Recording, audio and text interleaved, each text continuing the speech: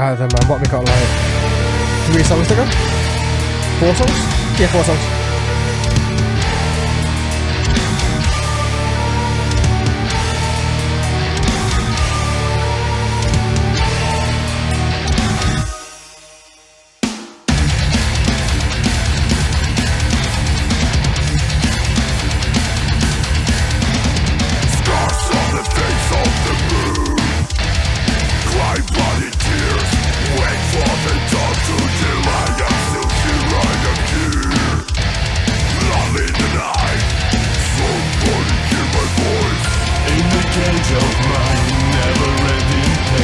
I like this one. I like the little bits of like harmony and beauty behind it.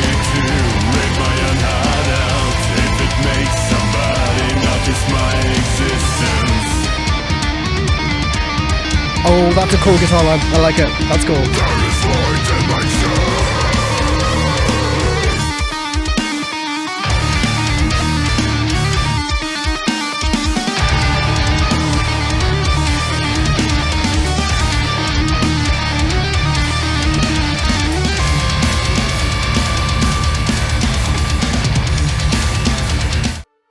Alright, I'm going to be pausing this way so much, man, just because I want to examine the story, man. Like, the story's actually, like, kind of hooking me a little bit, or, like, quite a bit, should I say. It's making me really, really want to know what the hell is happening with this, Scars on the face of the moon, cry bloody tears, wait for the dawn to heal. I am still here. I am here, lonely in the night, somebody hear my voice, like, as in, he's in a cage of, like we saw at the beginning, man, he's in a cage, he's trapped within the silver of the moon, is what I'm assuming is what the silver was. And he's just trapped, he wants to escape. His torment, his torture, his bleakness, his darkness, his blackness, everything is just, you know what I mean. In the cage of my never-ending pain, I am locked and I am doomed to rot forever. I am ready to rip my own heart out if it makes somebody notice my existence. So yeah, his depression's getting to him, his existence is basically not even a thing anymore. Nobody knows of him. Nobody's there. Things can probably see him, but at the same time, he's doomed. He's trapped. He's just so depressed. He's so trapped within his own existence. He just can't quite escape it.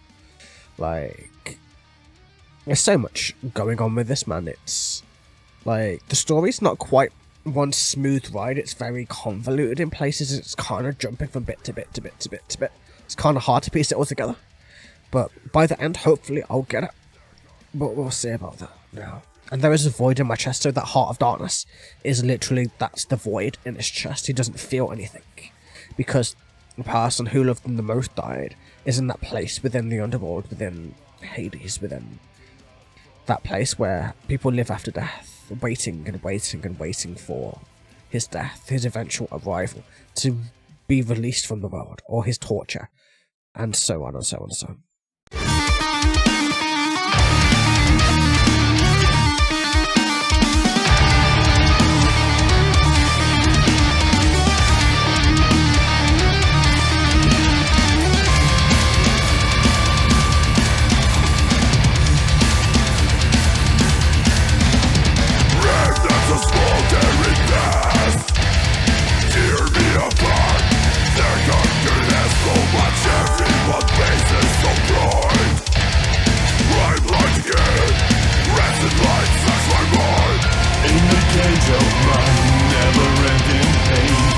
I love that keyboard sound, man. That keyboard sound is beautiful, man.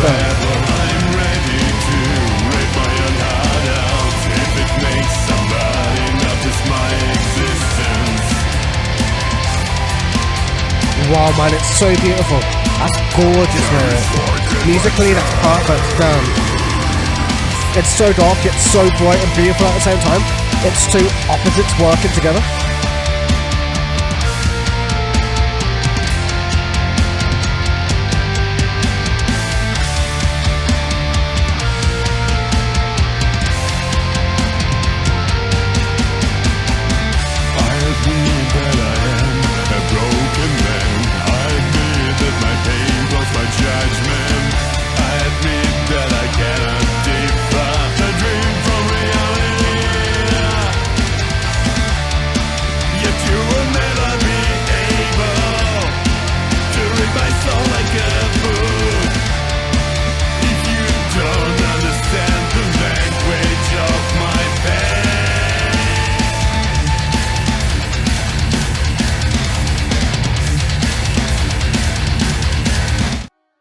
I really like it, man. Like, Alex's cleans are actually very heartfelt. They're very passionate, especially in this, man. You can tell that the amount of work that went into this album is absolutely incredible.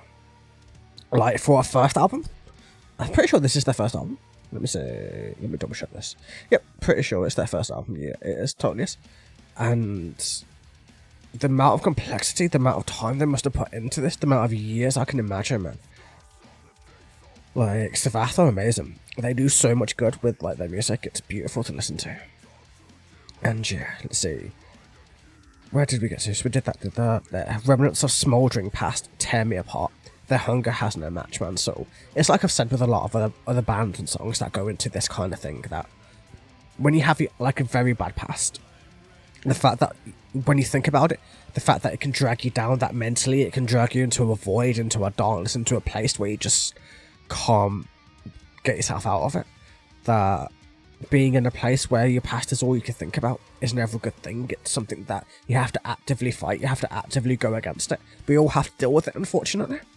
It's just a point or a place of being human, that we make mistakes, that we do bad things without meaning to, or even meaning to. For some of us, it's just stuff we all go through. We have to deal with it. It sucks, it's sad, but that's just how the world works, unfortunately. We're all effed up in our own ways, if you want to call it that.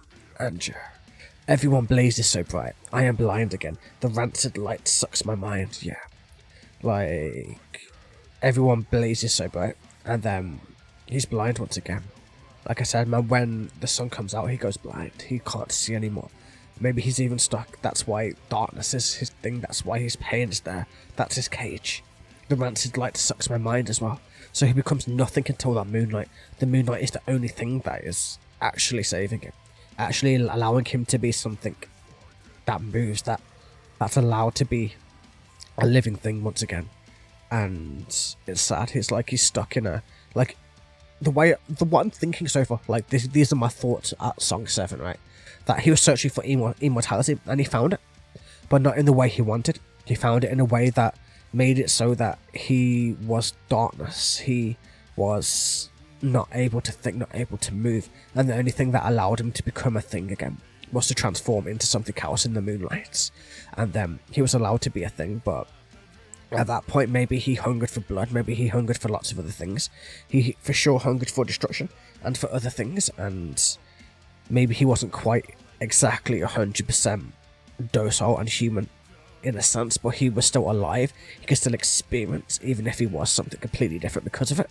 That's what I'm thinking. That's the kind of vibe that the story's going, in my opinion. And then obviously he had somebody who changed him into what he is, into that thing, into that, maybe that creature in the snow, should we say, was the thing that changed him, and then he lost her, or lost the being, should we say, and that's the loneliness he's feeling because of it, and makes some kind of sense to me anyway. But still, I admit that I am a broken man. I admit that my pain clouds my judgment.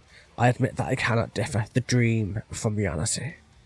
Yeah, you wouldn't be able to in that situation, I don't think, man. That's not really a thing. Like, if you can't differentiate it, it means that you're so clouded in your own head. It's different, and I get it.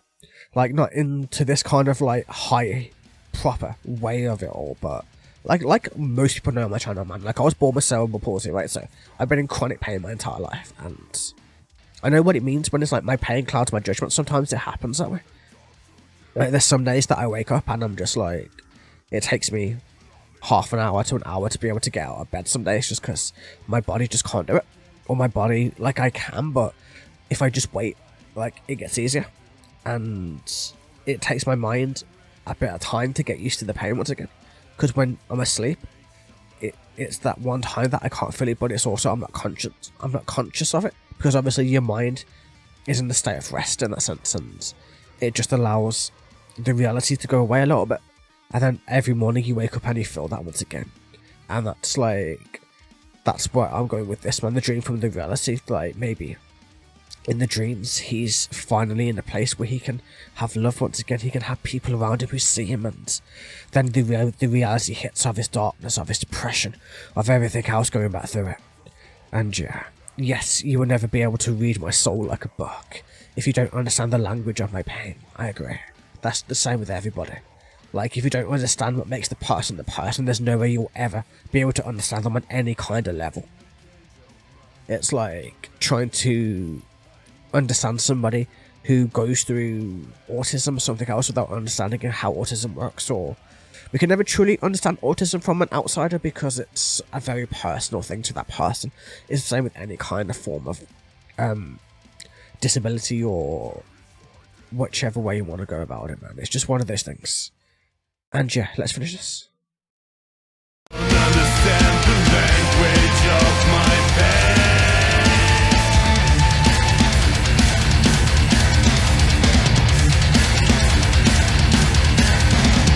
Scars on the face of the moon. Rough contradiction of scars on my broken heart. In the cage that's kind of sad, man. Never-ending pain. I'm So sad. And I'm doomed to rot forever. I'm ready to rip my own heart out. Let it make somebody notice my existence. Damn it. Yeah. Such a sad song, man. So sad in so many ways. Amazingly written though, man. Just like so, you can feel every ounce of pain in this character. On my broken heart. In the cage of my never-ending pain. I'm locked and I'm doomed to rot forever.